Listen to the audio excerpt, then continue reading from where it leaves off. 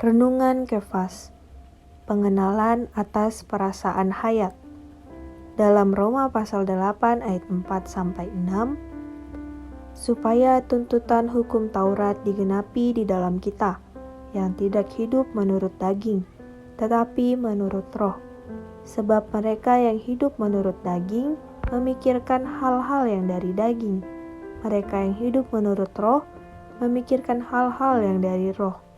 Karena keinginan daging adalah maut, tetapi keinginan roh adalah hidup dan damai sejahtera. Begitu kita menerima Putra Allah menjadi juru selamat, kita mempunyai Putra Allah lalu mempunyai hayat. Hayat itu adalah terang manusia. Sebab itu setelah kita mempunyai hayat, kita juga mempunyai terang hayat menyinari batin kita. Kita orang-orang yang memiliki hayat Tuhan. Tidak perlu mencari terang lain, karena di dalam kita ada satu terang ajaib, yaitu hayat Tuhan yang mulia yang ada di dalam kita. Dalam perjanjian lama, hukum Allah ditulis di loh batu yang di luar manusia. Dulu di Gunung Sinai, Allah melarang manusia berzina, mencuri, berbohong. Kesemuanya adalah hukum yang tertulis di luar. Sekarang Allah datang melalui hayatnya menaruh hukumnya ke dalam kita, menulisnya dalam hati kita. Dalam hayatnya terkandung hukumnya. Allah menaruh hayatnya ke dalam kita, berarti juga menaruh hukum yang di dalam hayatnya ke dalam kita. Di dalam kita mempunyai hayatnya, juga mempunyai hukum yang ada di dalam hayatnya. Apakah hukum roh hayat itu? Hukum adalah suatu kekuatan alami, daya guna alami. Roh hayat adalah roh Allah yang berada di dalam roh kita.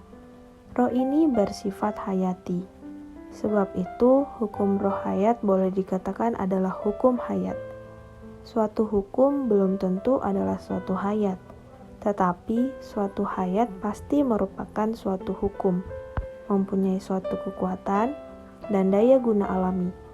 Baik hayat hewan atau tumbuh-tumbuhan merupakan suatu hukum, mempunyai suatu kekuatan dan daya guna alami. Terbang adalah hukum dari hayat burung, juga kekuatan alami hayat burung. Berbuah adalah hukum hayat dari hayat pohon, juga daya guna alami hayat pohon. Lagi pula, bila suatu hayat semakin tinggi, hukumnya semakin kuat. Kekuatan dan daya guna alaminya juga semakin besar. Dari Roh Kudus mendapat suatu hayat yang paling tinggi. Jadi hayat ini di dalam kita bukan saja merupakan suatu hukum, bahkan suatu hukum yang paling tinggi. Bukan saja merupakan suatu kekuatan dan daya guna alami, bahkan suatu kekuatan dan daya guna alami yang paling tinggi. Hukum ini, kekuatan dan daya guna alami ini, karena roh Allah yang Maha Kuasa beroperasi di dalam roh kita, membuat kita terlepas dari hukum dosa dan maut, terlepas dari sesuatu yang berkebalikan dengan Allah. Tidak perlu kita bertekad, tidak perlu kita bergumul, hukum ayat ini dengan sendirinya bereaksi di dalam kita, menyatakan kekuatannya, mewujudkan daya gunanya. Terang hari ini, begitu kita menerima Putra Allah menjadi juru selamat, mempunyai Putra Allah, lalu mempunyai hayat, karena hayat berada di dalam Putra Allah. Hayat itu adalah terang manusia. 2. Roh hayat adalah roh Allah yang berada di dalam roh kita. Roh ini bersifat hayati. Poin doa hari ini, Allah menaruh hayatnya ke dalam kita, berarti juga menaruh hukum yang di dalam hayatnya ke dalam kita. Di dalam kita mempunyai hayatnya, juga mempunyai hukum yang ada di dalam hayatnya.